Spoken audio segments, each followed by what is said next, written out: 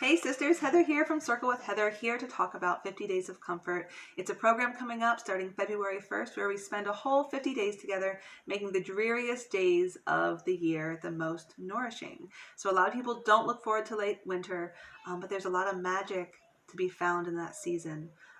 As I think all seasons of our lives are essential. And so I'm excited to lead you straight to that magic if you follow with me on this 50-day journey.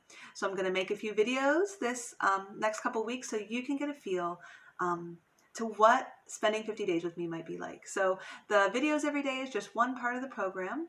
There's a whole bunch I've also included in your digital downloads, in your ritual starter kit that you can check out more details about online. I'm going to talk about in this next couple of weeks.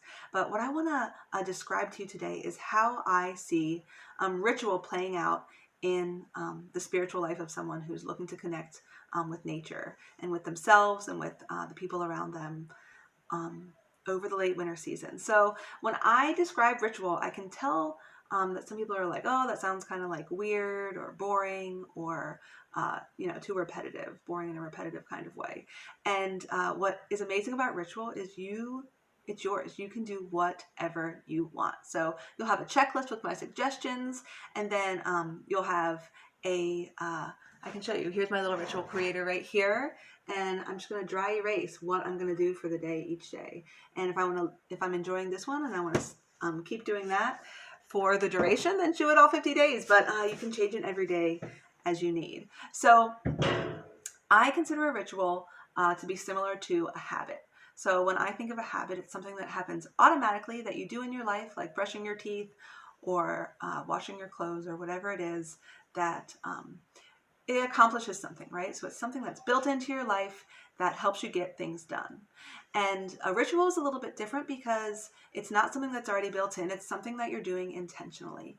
And instead of taking these actions to get something done, so you brush your teeth to have a clean, healthy mouth, you're doing a ritual to set your mood, right? To find a certain feeling, to find a way to get from what you're feeling now to how you want to be feeling, right? So it's this reminder of your spiritual home, right? So whatever that looks like for you. And we'll talk about spiritual home later. But your ritual can be anything that makes you feel good. It can be watching an episode of TV, right? Like your favorite show. Anything. It can be calling your friend on the phone. It can be ringing a bell. It can be drinking your coffee. It can be a whole variety of things. And I'm hoping with this program, it will encourage people to try more and more new things, to find more and more new ways to nourish themselves. And the best example for me in my life of finding that point of spiritual home, right, of steadiness that is inside me in a ritual is ringing a bell. And it's because I was in a class with a dear art teacher, and it was a class for kids. So it was my kids' art teacher. She would ring a bell at the beginning of every class, and the kids would take a deep breath. So I learned this from watching her do it. She'd ring the bell, and so she ding.